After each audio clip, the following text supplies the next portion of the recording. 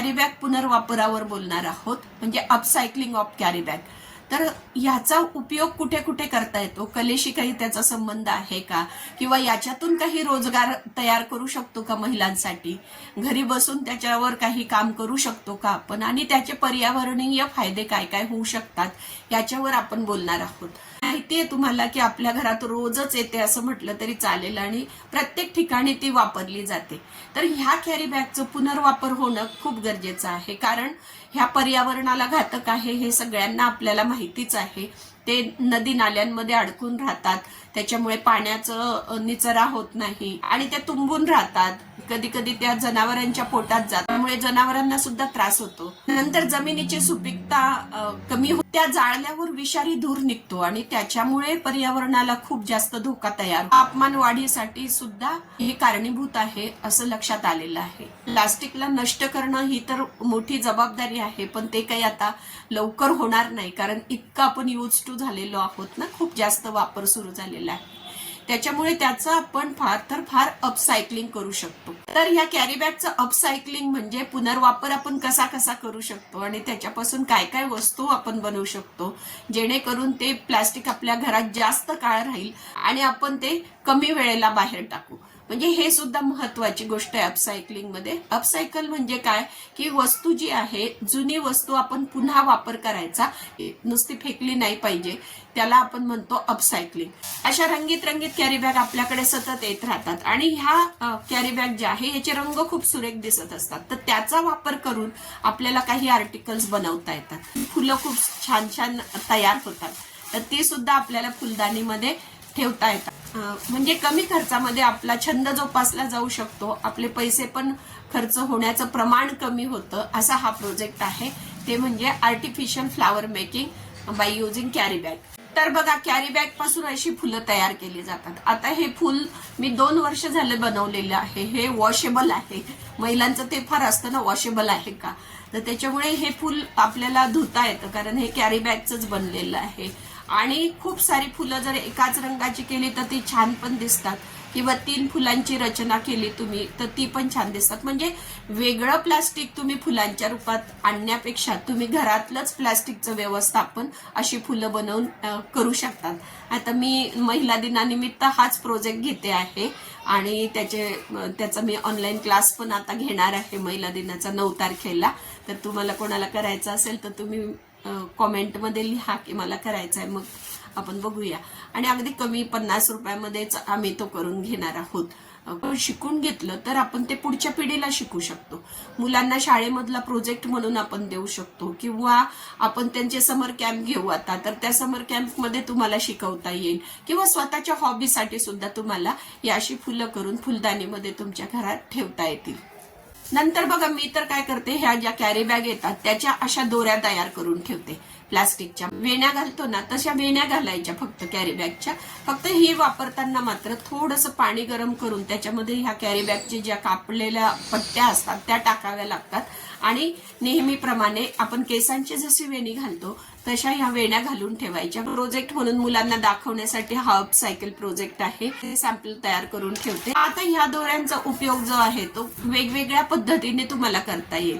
आता तुम्हाला जर आर्टिकल येत असतील काही बनवता, किंवा याच्या असं नुसतं गोल गोल जरी तुम्ही तयार केलं तर याचे खूप छान टी कोस्टर्स तयार होतात तुमचे. असे गोल गोल तयार करायचे आणि त्याला शिवत जायचं, त्याचे टी कोस्टर्स तयार होतात. किंवा याला तुम्ही जसे मायक्रमच्या दोऱ्या असतात तशा दोऱ्यांचं तुम्हाला उपयोग करता येतो. म्हणजे वेगवेगळे आर्टिकल्स या दोऱ्यांपासून बनवता येतात.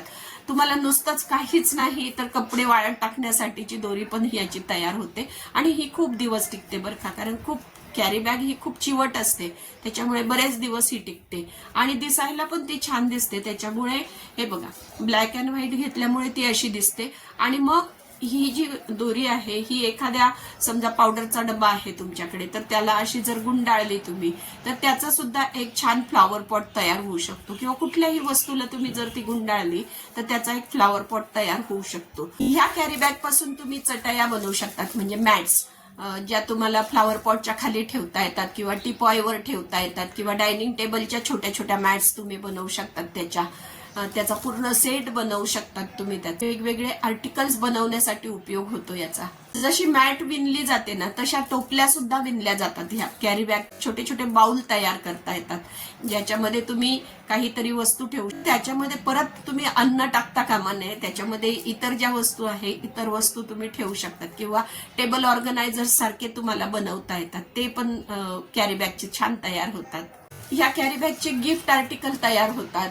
नंतर काही वॉल हँगिंग सुद्धा तुम्हाला तयार करता येतात. तर तुम्हाला एक गंमत दाखवते बघा. है ना, हे कॅरी बॅगचे बनवलेले. म्हणजे माझ्या मिस्टरांनी पाहिल्यानंतर त्यांच्या जवळ गेले तरी सुद्धा लक्षात आलं नाही की हे खोटे लसूण आहेत. इतके ते खऱ्यासारखे लसूण दिसतात बघा ना. तर हे जे लसूण आपण बनवलेले आहेत, हे डायनिंग टेबलच्या साईडला डेकोरेशन म्हणून सुद्धा तुम्ही वापरू शकतात.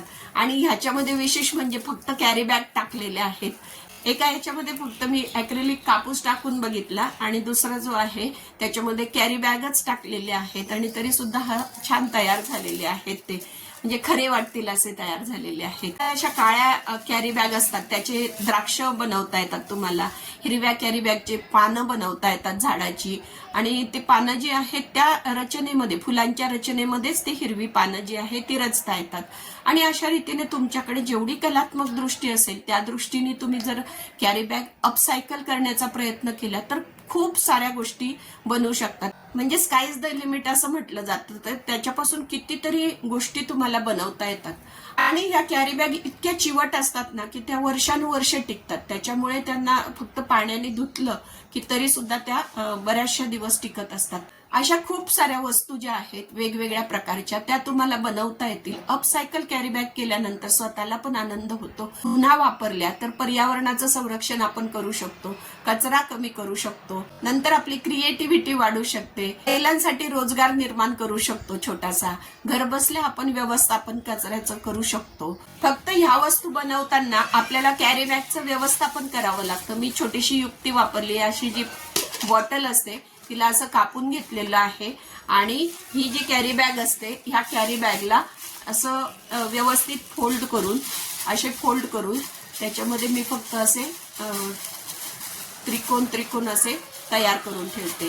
म्हणजे ते कॅरी बॅगचा जो पसारा होतो, भरपूर इकडे तिकडे पडतात, तर त्याच्यापेक्षा असे जर त्रिकोण तयार करून ठेवले आणि ते अशा बॉटल्समध्ये टाकून ठेवले. ही बॉटल अशी कापलेली असल्यामुळे ह्याच्यामध्ये आपल्याला टाकता येतात. नंतर आपण असं परत लावून घेऊ शकतो. तर अशा रीतीने एकाच ठिकाणी भरपूर कॅरी बॅग अशा बसतील.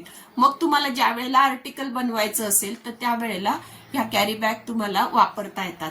तर अशा तुम्ही काय काय वस्तू कॅरी बॅग पासून बनवू शकतात ते तुम्ही मला नक्की कॉमेंटमध्ये सांगा. आणि प्रत्येकाने आपल्या आपल्या कॅरी बॅगचं व्यवस्थापन केलं तर भरपूर सारा कचरा कमी होऊ शकतो, पर्यावरणाचा ऱ्हास कमी होऊ शकतो. म्हणून सुद्धा हा प्रोजेक्ट आपल्याला करता येईल.